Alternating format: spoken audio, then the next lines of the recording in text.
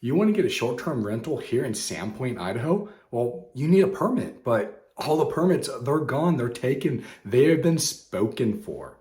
So in this video, I'm going to go over if there's going to be more permits coming available and are there properties that don't require a permit. Hi, my name is Geanetta and I'm a team leader of Elite Realty Partner by EXP here in North Idaho. And if you like the videos that we're putting out, make sure you hit the like button, the subscribe button, and the bell icon. That way you get notified of all the new videos that we are consistently putting out.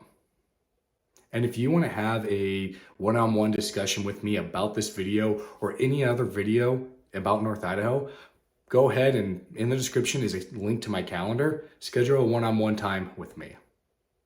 Before we get into all the permits, why are Airbnb so popular, or short-term rentals in that matter?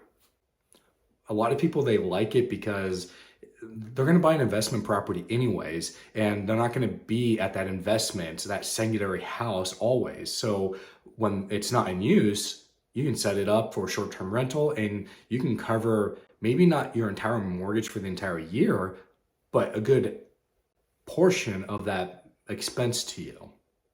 It's also very attractive because real estate, it appreciates. If you zoom out on a graph on the value of homes over when it was first recorded, it always goes up and right on the graph, meaning the value always goes up. So it's a good, safe investment, even in a down market, because eventually it's going to go up. Now, you still have to be smart, and it's all about the purchase price. You can't just buy something that's $500,000 overpriced because you might be sitting on that for 20 years.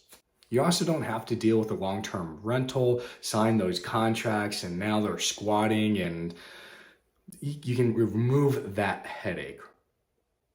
And they're really popular, talking about short-term rentals, of course, in Idaho, because we can get great properties on the lake. We can get you close to Schweitzer. If you're just looking to disconnect from the big city, we have Airbnbs that are out in the country, and you can get your own little pond or small lake for a few days. So let's get specifically into how many permits are in Sandpoint. There are 35 active permits within the town limits, and they're all used up. Just like I said, you cannot get one right now. You can apply to be on a waiting list, and currently there's 11 people on that list. The person that first got on that list, or their first opportunity to get a permit when it comes available, they've been on for 2 years. So go ahead and get on the list, but you might be waiting for a while. To get on the waiting list, you just fill out an application. It's $150, maybe $200 to turn in your application. And once you're up for getting your permit, that fee is then applied to your permit. Now, pay attention to this. Once you have your permit, you have to renew it every single year. If you do not do that, you're going to lose your permit. And the guy that's been on the list for 2 years, he's going to be doing a happy dance because he's finally getting his permit. Now, there are talks of releasing more permits within the town limits because our population has grown a lot in the last 2.5 years. With the increase in population, the council members, they are looking at increasing that number. I do not know what number they're going to increase it to. There hasn't been that specific talks yet, but there are rumors of this coming up and being voted on. Now, you did hear me say 2 or 3 times within town limits. So what if you're outside of town limits? Do you still need a permit? Well, no, you don't. And that's the benefit of being outside of Sandpoint. The problem with that is some properties are very far away, hard to get to, and you're interested short-term renters, that pool shrinks down quite a bit.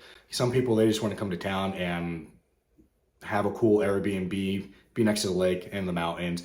They don't necessarily want to be way up in the middle of sticks, disconnected, no internet. So just keep that in mind as you're looking for Airbnbs. Now, there is a second way to get around the whole permit thing, and you can be inside city limits, which is super cool. Not everybody knows this, but there are properties out there, houses for sale, and they are zoned mixed use or commercial. And you can run an Airbnb or VRBO or something similar out of those zoning houses. And I'm going to show you a couple examples right now. The first one I'm showing you is 820 West Lake Street, and this is pretty much in the heart of Sandpoint.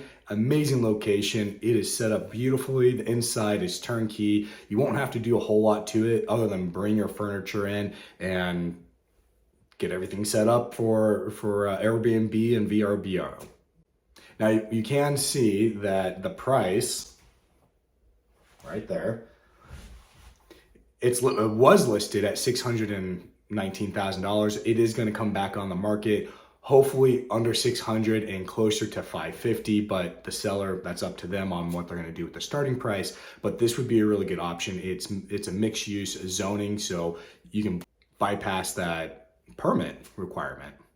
Here's a second example of a house that has a different zoning to bypass that permit. And this one is still, it's in South Sandpoint, amazing location. You can walk, you can bike to a lot of different activities within Sandpoint. So this one's slightly bigger. And as you can see, going through these photos, it's nice, it's turnkey, it's ready to go. Just bring your furniture and get this set up. So make sure that you're talking to your real estate agent about looking for these type of properties. If you're an investor or if you want to get into investing and you want to start with the short-term rentals and there's not an active permit out there, this is a way to get around it. Thanks for watching, and we'll catch you on the next episode.